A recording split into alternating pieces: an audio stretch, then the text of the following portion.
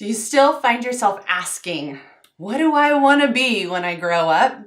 Well, I can totally appreciate this conversation, and that's what we're going to dive into today.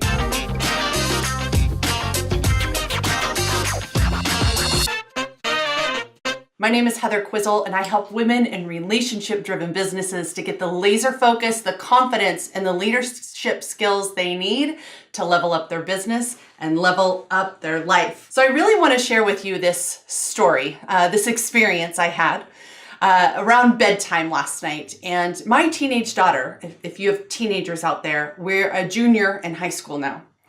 So the conversations about going to college, what college to pick, leaving home, moving out, these are like, it's getting real around here, I have to say. And it's emotional for me, it's emotional for my daughter, but also exciting at the same time, right? My daughter feels like she really knows where she wants to go to college, what she wants to do. Like she really has been laser locked on this concept for what she wants to do for quite a while. And the college she chose for better half of this year. And it was late at night, which if you got teenage daughters, I have learned that the emotions come out at bedtime. But this is also when you really start to understand what they're struggling with. So we were laying on my bed, just sort of recapping about the day, and she was getting emotional. And she was getting emotional because they'd been talking about college at school. And she had this moment where she thought, well, what if that's not the career path I want to go into? What if I'm only choosing this as I look into college? What if I'm only choosing this because that's what I always said I was going to do? What if that's not really what I want to do? And of course I ask, well, does that change where you want to go to college if you're not sure that that's the major you want? And of course the tears and the frustration. And as I ask her, like, where is the emotion coming from?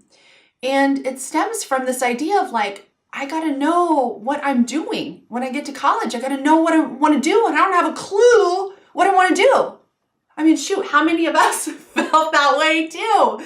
And here's the message. And really here's the message, because as I did my best to calm her fears and prepare her for just thinking ahead with clarity, I realized that this is a message that's for me.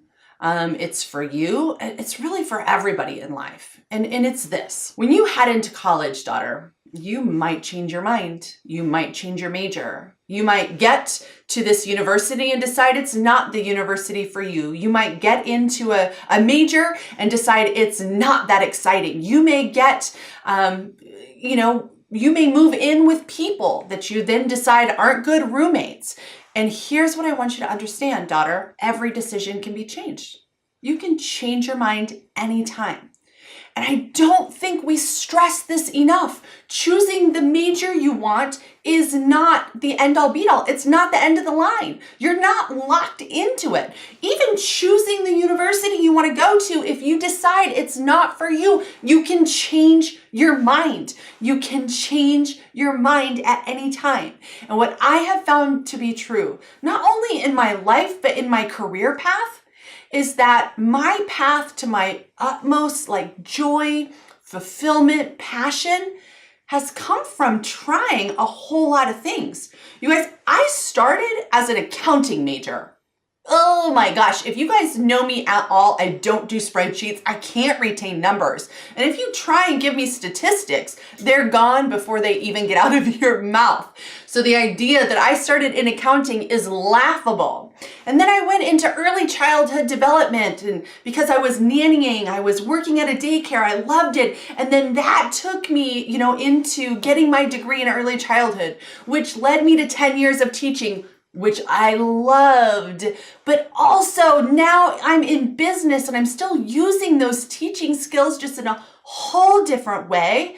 But if I look at even in business, the different times that I've pivoted, changed my approach, learned something new, went a different route, none of it is a failure. It's all a learning experience. It's all a stepping stone. And this is what I want you to know, is that nothing is final. Nothing has to be final, especially not for our kids going to college. And I think this is important that we let them know that, gosh, you are not locked into what you decide you want to be at 17, 18 years old. And thank goodness I'm not either. We live in a country where you can change your mind and do anything you want. Capitalize on that bad boy. And if you are listening to this and you still feel like you haven't figured out what you want to be when you grow up, it doesn't matter. Follow whatever it is today that captures your attention. And if it changes tomorrow, follow the next thing that captures your attention and the next thing. Because as you continue to follow these little tugs here, there, and everywhere, you start to put the pieces of the puzzle together on who you are, what you do so very, very well, and how you serve the world with it.